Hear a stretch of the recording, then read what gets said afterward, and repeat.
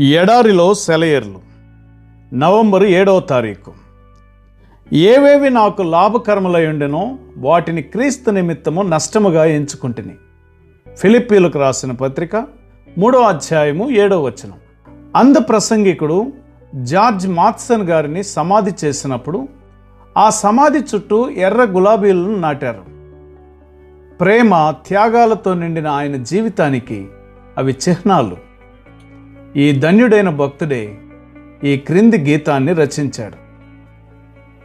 నన్ను కట్టిపడేసిన ప్రేమ, నీలోనే నాకు విశ్రాంతి, నువ్విచ్చిన బ్రతుకు ఇదిగో, నీదే నీ కరుణా సముద్రంలో కలిసి నా జీవనధార ధన్యమవుతుంది.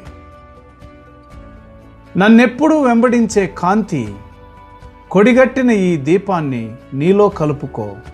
నా హృదయపు మసక రేఖలు నీ సూర్యకాంతిలో లీనమై ప్రకాశమానమై వెలగని.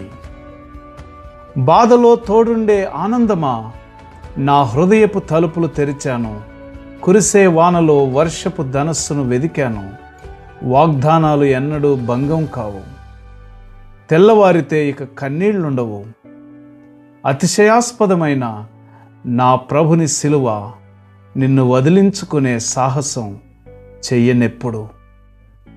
జీవం మన్నై నేను సమాధైపోతే నేలలో నుంచి ఎర్ర గులాబీలు పూస్తాయి. నాలోని జీవాత్మ నిత్యం జీవిస్తుంది. ఒక కథ ఉంది. ఒక చిత్రకారుడు తాను గీసే బొమ్మలో ఒక విలక్షణమైన ఎరుపు రంగును వాడుతుండేవాడట. అలాంటి ఎరుపు రంగును ఎవరూ ఉపయోగించేవారు కాదట. అతడు ఆ ఎరుపు రంగును ఎలా తయారు చేశాడో ఆ రహస్యం ఎవరికీ తెలియకుండానే చనిపోయాడట.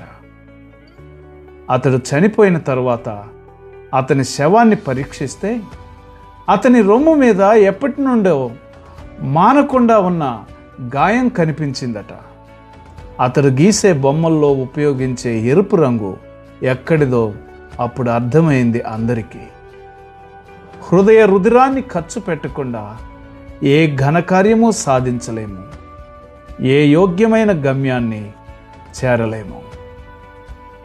ఏవేవి మనకు లాభకరమై ఉన్నవో వాటిని క్రీస్తు కొరకు నష్టముగా ఎంచుకునే కృప ప్రభువు మనకు దయచేయునుగాక. ఆమేన్.